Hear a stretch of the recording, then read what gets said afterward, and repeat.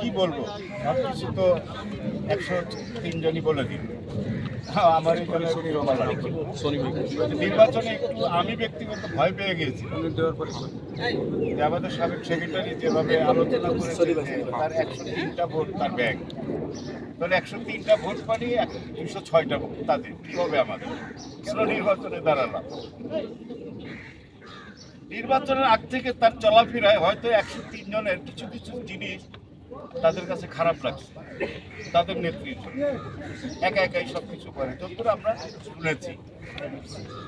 হৃদয়ের ভিতরে তাদের মোমের মতো আগুনের মতো তারা প্রকাশ করতে পারে।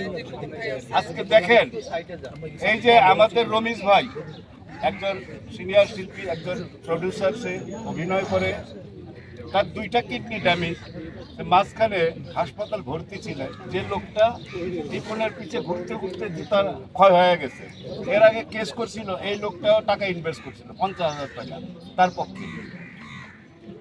তার একজন কর্মী হাসপাতালে আইসিইউতে ভর্তি, একটা দিন দেখতে যায়। এই কি চায়, কি চায়? সে কি তার নিজের ক্ষমতা নিয়ে নিজেই একা একা যুদ্ধ করতে চায়? কেউ পারে? পৃথিবীতে পারবে? কর্মী তো থাকতে হবে।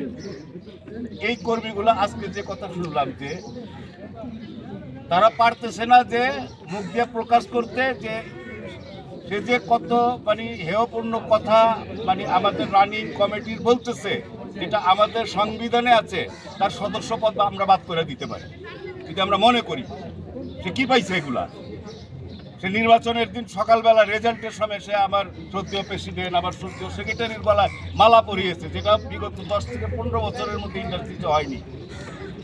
আমরা তো বোকা হয়ে গেছি। যাক, ইন্ডাস্ট্রিটা নতুন করে ভালো হচ্ছে, ঠিক আছে। এর আগের বার আমার প্রেসিডেন্ট হেরেছিলেন কাঞ্চন ভাইয়ের সাথে, মালাটা কিন্তু পরিয়েছিলেন। এগুলো তো ভালো জিনিস।